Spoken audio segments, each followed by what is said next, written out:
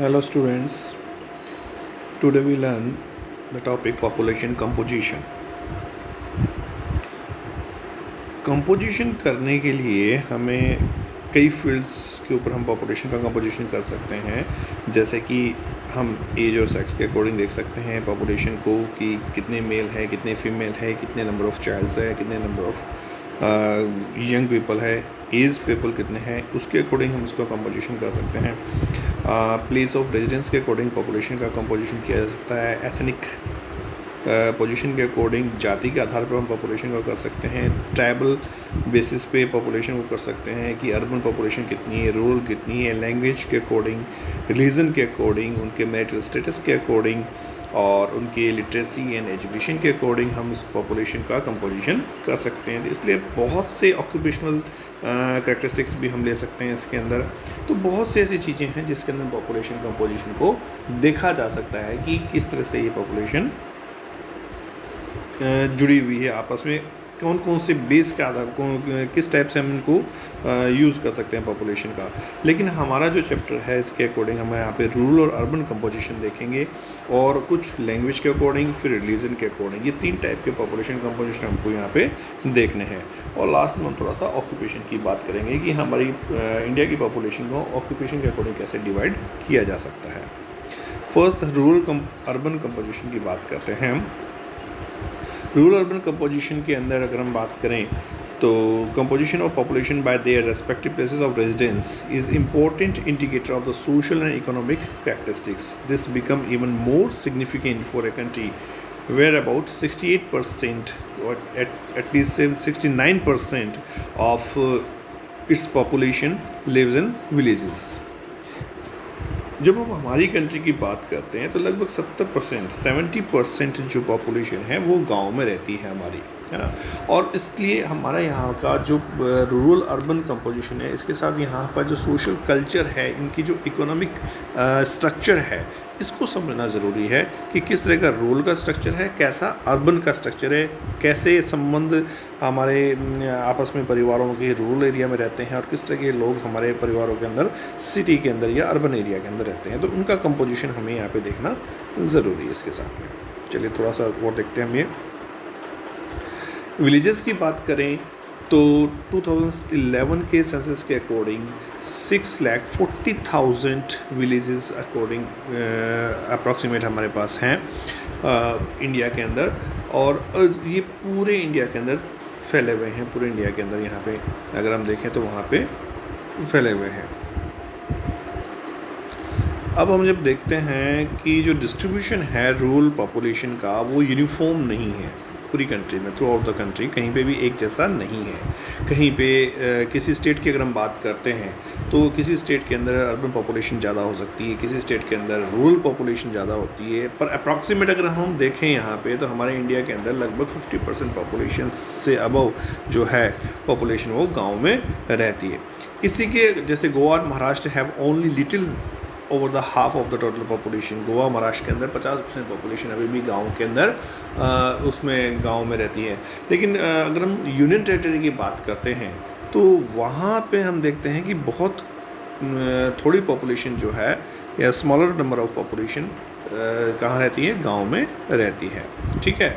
तो इस तरीके से अगर हम इसको देखेंगे तो हमें पता लगेगा कि अभी भी हमारी 60% पॉपुलेशन गांव में है. अब गांव किसको माना जाए, किस चीज़ को गांव हम माने, इसके ऊपर बात हो सकती है. तो गांव की हम बात कर रहे हैं कि किस तरह से कितने लोगों को. तो अगर हम देखेंगे कुछ ऐसा एरिया है, हिल स्टेट्स अगर हम देख लें या राजस्थान के कुछ विलेजेस देख लें, वहाँ पे कुछ नंबर ऑफ़ पीपल्स रहते हैं, 100, 200, 250, 300 लोग हैं. तो वो उनको भी गांव इतने लोगों का गांव भी बन जाता है वहाँ पे. और अगर हम बात करें किसी केरला की बात करते हैं या रन ऑफ कच्छ की बात करते हैं, राजस्थान की बात करते हैं, तो वहाँ पे कई महाराष्ट्र की बात करें तो 15, 16, 17 हज़ार लोगों का भी एक गांव बनता है उसके अंदर. तो डिपेंड करता है कि गांव को कहाँ से कहाँ तक आप उसको गांव पीपल का गांव मान सकते हैं और गांव की जनसंख्या कितनी हो सकती है, वहाँ पे पॉपुलेशन कितनी हो सकती है, ये अलग अलग है. अब हर ये स्टेट वाइज भी अलग होगी, वहाँ के रिलीफ के अकॉर्डिंग अलग होगी, वहाँ पे जो फैसिलिटीज़ अवेलेबल हैं उनके अकॉर्डिंग अलग होगी, तो डिफरेंट कंडीशंस हैं उसके अंदर। तो पॉपुलेशन का जो डिस्ट्रीब्यूशन है, रूरल पॉपुलेशन जो है ये क्यों चेंज हो रहा है, क्यों कम हो रहा है, कहीं पे ज़्यादा हो रहा है, कहीं पे कम है, जो पहले ज़्यादा थे वहाँ से कम होता जा रहा है, कि रूरल पॉपुलेशन का जो माइग्रेशन है वो किस तरफ हो रहा है, वो अर्बन पॉपुलेशन की तरफ हो रहा है या अर्बन एरिया की तरफ वो जा रहा है। अर्बन एरिया की तरफ जाने के पीछे कई रीज़न हैं यहाँ पे, वो बहुत सारे रीज़न हो सकते हैं, बेटर फैसिलिटीज़ हो सकती है, एजुकेशन हो सकती है, बहुत से रीज़न हैं जो अर्बन एरिया के अंदर जा रहे हैं। तो ये ट्रेंड हमने लगभग देखा है। The proportion of the urban population in India is quite low, but it is the showing much faster rate of the growth over the decades. कुछ पिछले सालों से अगर देखते हैं तो एकदम से ये बढ़ रहा है, अर्बन पॉपुलेशन जो है वो बढ़ती जा रही है। Growth rate of urban population has accelerated due to the enhance economic development and improvement in the health and hygienic condition. तो दो कारण आपको यहाँ मिल गए, जैसे इकोनॉमिक कंडीशन वहाँ पे है, जॉब अपॉर्चुनिटीज़ वहाँ पे मिल जाती है, हेल्थ फैसिलिटी वहाँ पे मिलती है, मेडिकल कॉलेज मिल जाते हैं, मेडिकल फैसिलिटीज़ आपको बड़े बड़े हॉस्पिटल्स मिलते हैं, हाइजीनिक कंडीशन होती है, तो वो अट्रैक्ट करते हैं अर्बन एरिया। तो रूरल पॉपुलेशन भी वहाँ पे काम की तलाश में पहुँच जाती है।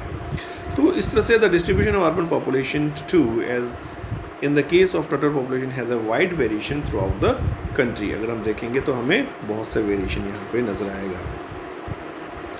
इसी तरह से अगर हम नोटिस करें, यूनियन टेरिटरी की बात करते हैं, स्टेट्स की बात करते हैं, there has been a considerable increase in the urban population. वहाँ पे भी सब जगह अर्बन पॉपुलेशन तेज़ी से बढ़ती जा रही है, और इसके बढ़ने के पीछे जो रीज़न है, जो indicate of the both development of the urban area in the term of socio-economic condition and increasing the rate of rural urban migration।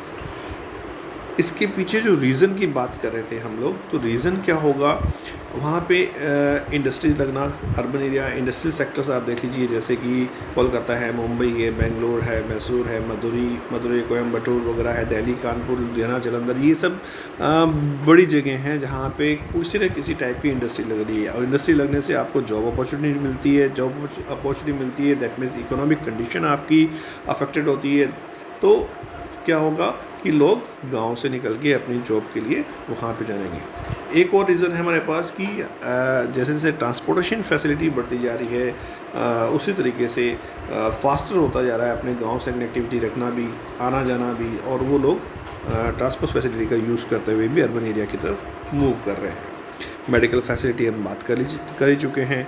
और इसके अलावा बात करें तो एग्रीकल्चर जो है उसमें, उस पर जब लोड बढ़ना स्टार्ट हो, उस पर जब बाहर बढ़ना स्टार्ट हो जाता है, लोड पड़ता है, उसके ऊपर लोड कैसे पड़ता है कि एक फैमिली के अंदर मेंबर्स हैं, फ्रेगमेंटेशन होने लग गया हमारे यहाँ पे सक्सेशन के थ्रू ज़मीन हमको मिल जाती है, पेरेंटल प्रॉपर्टी हमें मिलती है, ज़मीन हमें यहाँ पे मिलती है, जितने बच्चे होते हैं उसके अकॉर्डिंग वो डिवाइड हो जाती है। तो मान लीजिए किसी के पास 100 हेक्टर लैंड है और वो उसके 4 बच्चे हैं, तो 25 उसको डिवाइड हो जाएगी। और अब जब 25 वाले के फिर 4 बच्चे अगर हो गए तो उसको क्या मिलने वाला है, या 5 बच्चे हो गए तो उसको 5-5 हेक्टर उसको ज़मीन आएगी। तो इस तरह से जो लैंड फ्रेगमेंटेशन जो हो रहा है, जो ज़मीन के टुकड़े हो रहे हैं, उसकी वजह से भी वहाँ पे लोगों का सर्वाइव करना मुश्किल हो गया गाँव में। तो वो क्या करते हैं, मूव करते हैं अर्बन एरिया की तरफ से। ठीक है, तो इस तरह से अर्बन एरिया में जब ये लोग आते हैं तो वहाँ का सोशल और वहाँ का कल्चर एनवायरनमेंट चेंज होता है। गांव से निकलते हैं तो वहाँ का social and cultural environment change होता है, और दोनों तरफ से अगर निकलते हैं, दोनों ही जगहों पे इकोनॉमिक एक्टिविटी भी चेंज होती है। ठीक है, तो ये हमारा है कि रूरल टू अर्बन माइग्रेशन क्यों होता है और उसका कंपोजिशन किस तरह से हमारा चलता है। लैंग्विस्टिक कंपोजिशन की बात अगर हम करते हैं कि लैंग्वेज के अकॉर्डिंग क्या हमारा है, तो जो लैंग्वेज कंपोजिशन में है, ये हमारे शेड्यूल्ड 22 लैंग्वेजेस हमारे पास बताई गई है हमारे कॉन्स्टिट्यूशन के अंदर। ठीक है, और उसके अलावा बहुत सी लैंग्वेजेस हैं हमारे पास, देयर आर 179 लैंग्वेजेस। और अगर हम डायलेक्ट्स की बात करें, बोलियों की बात करें कि कितनी टाइप की बोली जाती है, तो 544 टाइप की बोलियां हमारे कंट्री में बोली जाती हैं। ठीक है ना, लेकिन 22 लैंग्वेज जो है वो शेड्यूल्ड है हमारे पास। अब इसको देखते हैं तो सबसे बड़ा जो लैंग्वेज है हमारे पास वो हिंदी बोलने वाले लोगों का परसेंटेज है, सबसे ज़्यादा बड़ा परसेंटेज है। और सबसे कम की बात करें दैट इज़ संस्कृत है। संस्कृत, बोडो या मणिपुरी जो स्पीकर्स हैं ये हमारे पास सबसे कम स्मॉलेस्ट लैंग्वेज ग्रुप को कह सकते हैं, सबसे कम बोली जाने वाली भाषा है हम कह सकते हैं इसके अंदर। अब इसके according linguistic region in the country do not have the sharp and distinct boundary. कोई सी फिजिकल बाउंड्री के अंदर हम इसको डिवाइड नहीं कर सकते, बांट नहीं सकते। ये एक दूसरे की स्टेट के अंदर ओवरलैप करते रहती है, एक दूसरे की बाउंड्री के अंदर जा सकती है इसके अंदर। तो कश्मीरी और संस्कृत लैंग्वेज जो है हमारे स्मॉलेस्ट लैंग्वेज के अंदर आ गई है। हिंदी जो है हमारी लार्जेस्ट सबसे ज़्यादा बोले जाने वाली भाषा के अंदर आप इसको मान सकते हैं। लैंग्वेज को हमने 4 टाइप से क्लासीफाई करने की कोशिश की है। वो फिगर 1.2 के अंदर हमने इसको 4 टाइप से क्लासीफाई किया है, जिसमें हमने बनाया जो सबसे बड़ा लैंग्विस्टिक जो है दैट इज़ द्रविड़न, वो लैंग्वेज है। और इंडो यूरोपियन जो है जिसको हम बात करते हैं, ये सबसे बड़ा सेगमेंट है हमारा इंडो यूरोपियन वाला, जिसको आर्यन लैंग्वेज जो इंडिया की है लैंग्वेज है, आर्यन लैंग्वेज या हिंदी लैंग्वेज है उसके अंदर कह सकते हैं। कौन कौन से एरिया में बोली जाती है? Jammu Kashmir, Punjab, Himachal Pradesh, UP, Rajasthan, Haryana, MP, Bihar, Orissa, West Bengal, Assam, Gujarat, Maharashtra, Goa, ये स्टेट्स हैं। इन स्टेट्स में ये बोली जाती हैं।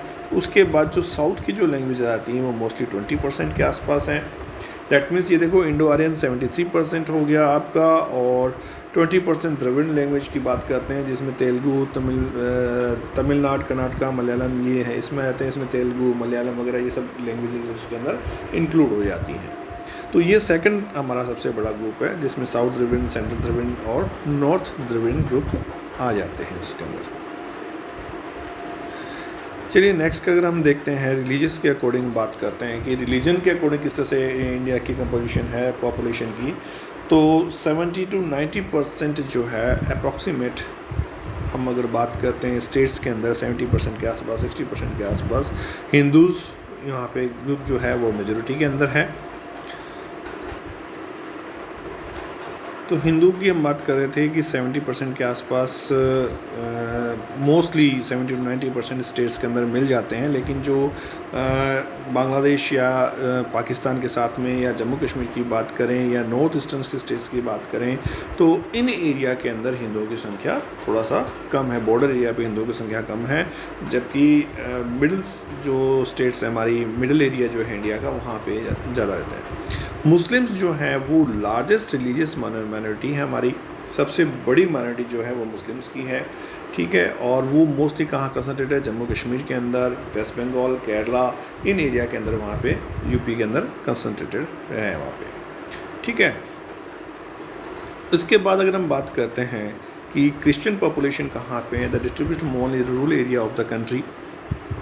द मेन कंसंट्रेशन ऑब्जर्व्ड कहाँ पे? Western coast of Goa, Kerala और मेघालय, मिजोरम, नागालैंड, इन एरिया के जो मणिपुर है इन हिल एरिया के अंदर वहाँ पे क्रिश्चियंस आपको ज़्यादा मिल जाएंगे। सिख कम्युनिटी की बात करते हैं हम तो मोस्टली पंजाब, हरियाणा या दिल्ली इस एरिया के अंदर आपको मिलेंगे। जैन और बौद्धिस्ट की अगर हम बात करें तो जैन्स जो हैं वो आपको राजस्थान, गुजरात और महाराष्ट्र के अर्बन एरिया के अंदर ज़्यादा मिलते हैं। जबकि बौद्धिस्ट की अगर हम बात करते हैं तो वो सिक्किम, अरुणाचल प्रदेश, लद्दाख या जम्मू कश्मीर, त्रिपुरा और इन हिमाचल प्रदेश की कुछ लाहौल स्पीति जो है जिस डिस्ट्रिक्ट के अंदर आपको मिलेंगे।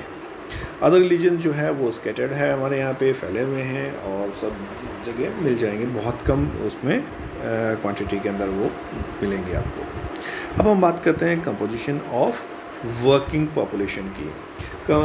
वर्किंग पॉपुलेशन को हमने 3 कैटेगरी में डिवाइड किया गया यहाँ पे, that is worker, man workers, marginal workers and non worker. अब ये मैन वर्कर्स किसको कहा, पहले थोड़ा सा ये आप देख लीजिए। मेन वर्कर्स वो हैं जो जिनको 183 एटलीस्ट 183 यानी कि और 6 महीने साल के अंदर 6 महीने या 183 डेज़ उनको वर्क करने को मिले, काम करने को मिले। और मार्जिनल वर्कर उनको कहा गया है कि जिनको 183 डे से कम काम करने को मिलता है, जो 100 दिन काम करते हैं 50 दिन मिलता है या जितना भी 183 डेज़ नहीं होते, 6 महीने से कम जिसको काम मिलता है उसको मार्जिनल वर्कर कहा है। और नॉन वर्कर्स वो हैं जो ये काम करते ही नहीं है। नॉन वर्कर्स उनको कहा गया कि जो ये काम नहीं करते, बिल्कुल भी घर पे बैठे रहते हैं, कोई काम नहीं करते उसको। तो हमारा जो है ये देखा गया है कि अगर हम ये बात करें कि मार्जिनल वर्कर कितना है 39, मेन वर्कर जो है 39.8, अप्रॉक्सीमेट 40% जो हमारा है वर्किंग पॉपुलेशन है, जिसके ऊपर बाकी 60% की पॉपुलेशन डिपेंडेंट है। हम ये कह सकते हैं कि काम करने वाले जो लोग हैं हमारी कंट्री के अंदर, वो 15 एज के अकॉर्डिंग बात करें तो 15 से 59 की एज तक काम करने वाले लोग वर्किंग पॉपुलेशन है। और उन वर्किंग पॉपुलेशन के ऊपर बच्चे जो 0 to 14 एज के हैं, और जो बुज़ुर्ग जो 59 से अबव एज के हैं, और ऐसे सारे लोग उन मेन वर्कर्स के ऊपर डिपेंडेंट है। अब इन मेन वर्कर में भी जो हम बात कर रहे हैं 15 से 59 की एज की बात कर रहे हैं, उसमें भी कितने लोग काम कर रहे हैं, उसमें भी सारे लोग काम नहीं कर रहे, बहुत से लोग उसमें से भी निकले हुए हैं। इसीलिए 60% जो है वो नॉन वर्कर्स की कैटेगरी में आ रहे हैं। अब ये 60% जो लोग हैं वो 40% लोगों के ऊपर डिपेंडेंट हैं जो काम करते हैं उसके ऊपर, ठीक है। तो बहुत बड़ा डिपेंडेंट पॉपुलेशन का पार्ट हमारे पास है, इसको समझना बहुत ज़रूरी है, क्योंकि सारा लोड किस पे पड़ रहा है, वर्किंग पॉपुलेशन। अगर नंबर ऑफ़ वर्कर्स कम है तो आप घरों में अपने घरों में देख लीजिए, हम लोग बात करते हैं तो हमारे घर में कितने लोग कमा रहे हैं, कितना लोग अर्न करके लेके आ रहे हैं, 1 या 2, बाकी सब उसके ऊपर डिपेंडेंट होते हैं। तो उस हिसाब से रेशो हमारे यहाँ पे सभी तरफ हमको मिलता है। तो large proportion of the dependent population ये जो है वो वर्किंग पॉपुलेशन के ऊपर है। अब हम ये देखते हैं कि कौन सी स्टेट के अंदर किस टाइप के वर्कर्स ज़्यादा हैं। The state with the larger percentage of workers जो कहाँ पे हैं, हिमाचल प्रदेश, सिक्किम, छत्तीसगढ़, आंध्र प्रदेश, कर्नाटका, अरुणाचल प्रदेश, नागालैंड, मणिपुर, मेघालय, यहाँ पे वर्कर्स जाता है। जबकि यूनियन टेरिटरी, दादरा नगर हवेली, दमन दीव, इनकी बात करें तो यहाँ पे भी पॉपुलेशन जो वर्किंग पॉपुलेशन ज़्यादा हमें मिल जाएगी। लेकिन कुछ स्टेट्स के अंदर वर्किंग पॉपुलेशन 39% हैं, और जो जितनी यूनियन टेरिटरी है उनके अंदर तो वर्किंग पॉपुलेशन ज़्यादा मिल जाती है, आपको 50% से अबव जा रही है उसके अंदर। चलिए, नहीं दैट मीन्स कि किसी भी स्टेट के अंदर या किसी यूनियन टेरिटरी के अंदर वर्किंग पॉपुलेशन एक जैसी नहीं है, वहाँ पे भी अलग अलग है। अब इसको ऑक्यूपेशनल स्ट्रक्चर के अकॉर्डिंग अगर हम इसको देखते हैं, ऑक्यूपेशनल कंपोजिशन के अकॉर्डिंग अगर हम देखेंगे तो थोड़ा सा इसमें चेंजेस आएगा। या हम प्राइमरी, सेकेंडरी, टर्शियरी एक्टिविटीज़ के अकॉर्डिंग हम अगर वर्किंग पॉपुलेशन को देखते हैं तब वहाँ पर भी थोड़ा सा इसमें चेंज अगर हमें मिलता है। क्या चेंजेस मिलते हैं ये थोड़ा सा हम देखते हैं कि large proportion of the primary sector worker compare to the secondary and tertiary sectors. सबसे ज़्यादा कहाँ पे हैं, प्राइमरी सेक्टर में जुड़े हुए हैं लोग, अभी भी हमारे पास डिपेंडेंट है। सेकेंडरी और टर्शियरी सेक्टर के अंदर कम है। About 54.6% of total working population are cultivators and agriculture labour, जो खेती करते हैं या खेती में काम करने वाले जो मजदूर हैं वो अभी भी 54%, 55% के आसपास हैं। Only 3.8% of worker are engaged in the household industry, जबकि 4% के आसपास घरों में काम करने वाले हाउस होल्ड इंडस्ट्रीज़ के अंदर जुड़े हुए हैं।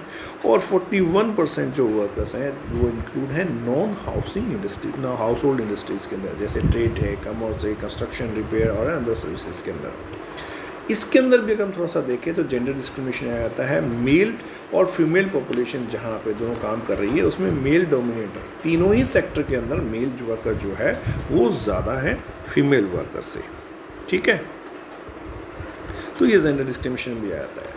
अब इसी को देखते हुए कि जब फीमेल की संख्या कम है तो गवर्नमेंट ने बेटी बचाओ बेटी पढ़ाओ ये जो है एक मूवमेंट स्टार्ट किया, एक अभियान स्टार्ट किया, ये कैंपेन स्टार्ट किया उन्होंने, और इसके थ्रू वो गर्ल्स को आगे लेके आना चाहते थे कि ताकि ये जो डिफरेंस है वो सोसाइटी का डिफरेंस कम हो, वुमेन भी वर्किंग वुमेन के अंदर चेंज हुआ है।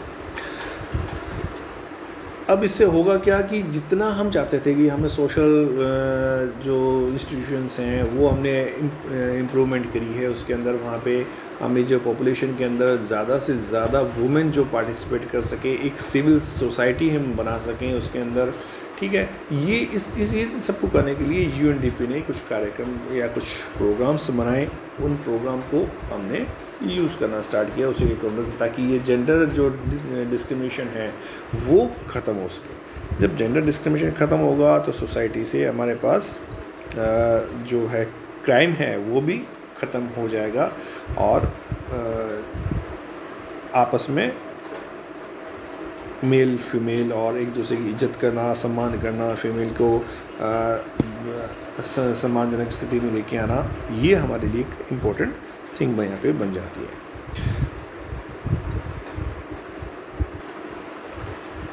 All efforts need to be made to address the denial of opportunity of education, employment, political representation, low wages for similar type of work, desired मतलब जितनी भी चीज़ें हैं ये हम ये कहना चाहते हैं कि एजुकेशन के अंदर हो या एम्प्लॉयमेंट के अंदर हो या पॉलिटिकल रिप्रेजेंटेशन की बात करें या हम किसी और चीज़ की बात करें, सोसाइटी के अंदर वुमेन को जो है वो पार्टिसिपेट करने का मौका मिलना चाहिए, उसको आगे आना चाहिए और उसको इक्वल ट्रीट किया जाना चाहिए।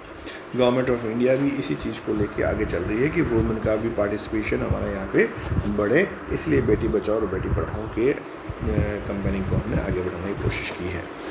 ऑक्यूपेशनल कैटेगरी के अकॉर्डिंग अगर हम देखते हैं तो 2011 सेंसस के अकॉर्डिंग हमने 4 कैटेगरी यहाँ पे डिवाइडेड की है। दैट इज़ कल्टिवेटर्स जो खेती करते हैं, खुद किसान उनको बात कहते हैं, एग्रीकल्चर्स लेबर जो खेती के काम में किसानों का सहायता करते हैं, उनकी लेबर करते हैं, मजदूरी करते हैं, हाउस होल्ड इंडस्ट्रियल वर्कर्स जो घरेलू काम करते हैं उस तरह के उन लोगों के, और अदर वर्कर्स जो घर के अलावा दूसरे टाइप के काम करते हैं, घरों में काम करने के अलावा हाउस होल्ड इंडस्ट्री के अलावा किसी और बाहर की इंडस्ट्री में काम करते हैं, उन वर्कर्स को हमने ये कैटेगरी में डिवाइड किया है। अब अगर हम देखते हैं कि तीनों नंबर की कैटेगरी जितनी भी कैटेगरीज़ हैं वहाँ पे मेल नंबर ज़्यादा है, फिर वही बात है कि मेल नंबर ज़्यादा है, फीमेल नंबर कम है। प्राइमरी सेक्टर देखिए, सेकेंडरी सेक्टर देखिए, टर्शियरी सेक्टर देखिए, सभी जगह वहाँ पे वुमेन की संख्या कम है, वुमेन के नंबर ऑफ़ वुमेंस जो है वर्किंग वुमेन कम है, तो इसलिए उसको बढ़ाना हमारे यहाँ पे ज़रूरी बन जाता है। अब the number of female worker is relatively high in primary sector, क्योंकि गांव में रह जाती हैं। मेल जो है वो अर्बन एरिया में माइग्रेट कर जाते हैं काम करने के लिए, पीछे वुमेन रह जाती हैं, वही खेती बाड़ी करती हैं, वही संभालती हैं। Throughout the recent year there has been some improvement in the work participation of women in secondary and tertiary sector. जो सिटी की वुमेन्स हैं वो सेकेंडरी और टर्शियरी सेक्टर के अंदर थोड़ा सा पार्टिसिपेट करना स्टार्ट किया है, उनका बढ़ना स्टार्ट हुआ है पार्टिसिपेशन। अगर इसको हम देखते हैं, it is important note to the proportion of worker in agriculture sector in India has shown the decline over the last few decades, that is 58.2% in 2001 and 54.6% in 2011, यानी कि 58 से 54% पे आया है। Consequently the participation rate in the secondary and tertiary sector has registered an increase. This indicates a shift of dependency of worker from farm-based occupation to non-farm-based ones. Indicate a sectoral shift in the economy of the country.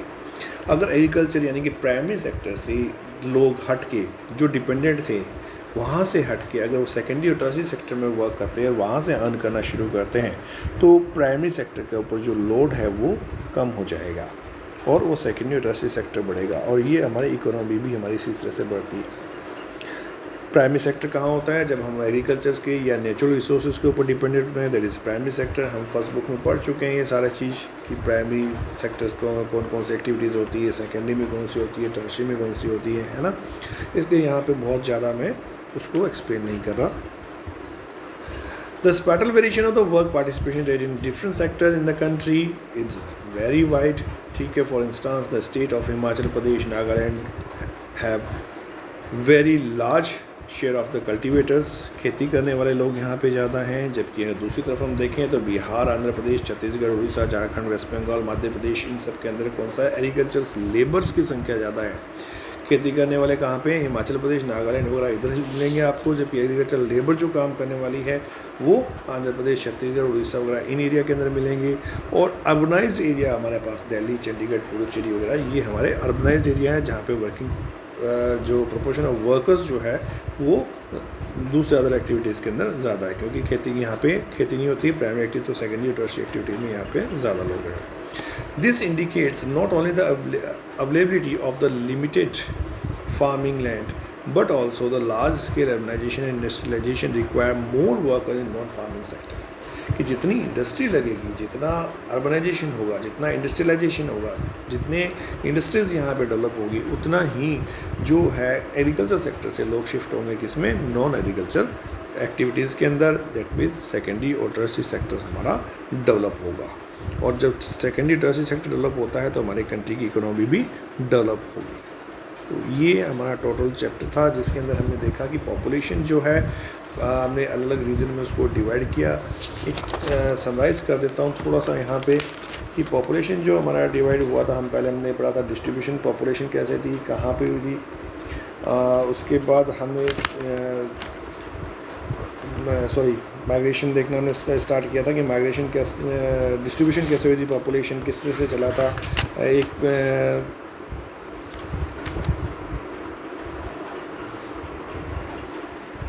इस पूरे chapter के अंदर हमने जो population distribution की बात की थी पहले, तो वो फिज़िकल कैटेगरी के अकॉर्डिंग हमने देखा था कि ज्योग्राफिकल फैक्टर्स, सोशल फैक्टर्स और खूब सारे एरिया होते हैं, वहाँ का क्लाइमेटिक एरिया होता है, ये सारे सोशो इकोनॉमिक फैक्टर होते हैं, ज्योग्राफिकल फैक्टर होते हैं, पॉलिटिकल फैक्टर्स होते हैं, जहाँ से पॉपुलेशन की जो डिस्ट्रीब्यूशन है वो अलग अलग होता है। डेंसिटी भी पॉपुलेशन की अलग अलग जगह पे अलग अलग मिलेगी, एक जैसी डेंसिटी पूरी कंट्री के अंदर नहीं है। उसके भी कुछ फैक्टर्स हमने डिस्कस किए थे।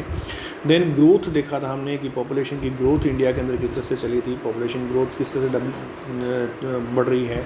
बहुत स्मॉल रेट की ग्रोथ अगर हमारे पास है पॉपुलेशन की, अगर उसको भी हम इम्प्लीमेंट करते हैं बड़ी पॉपुलेशन के ऊपर, तो वो किस तरह से बढ़ा।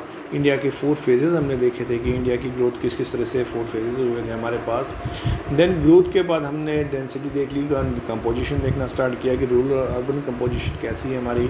उसके बाद हमने लैंग्वेस्टिक कंपोजिशन देखा कि किस तरह से लैंग्वेज के अकॉर्डिंग इंडिया के अंदर अलग अलग लोग यहाँ पे रिजाइड करते हैं। और उसी तरह से हमने रिलीजन कंपोजिशन भी देखा है कि अलग अलग धर्मों के लोग, अलग अलग रिलीजन के लोग कितने % हैं और किस तरीके से इंडिया के अंदर यहाँ पे रह रहे हैं। और लास्ट में हमने ये देखा कि ऑक्यूपेशनल के अकॉर्डिंग कि working population, non working population में या मार्जिनल वर्कर्स हमारे पास किस टाइप के हैं, कितने लोग हैं, ये सारे क्वेश्चंस आपको इसमें पूछे जाते हैं। और 2011 के अकॉर्डिंग अभी हमने इसको 4 ऑक्यूपेशनल स्ट्रक्चर के अंदर डिवाइड कर दिया, वो भी हमने यहाँ पे देखा। Thank you.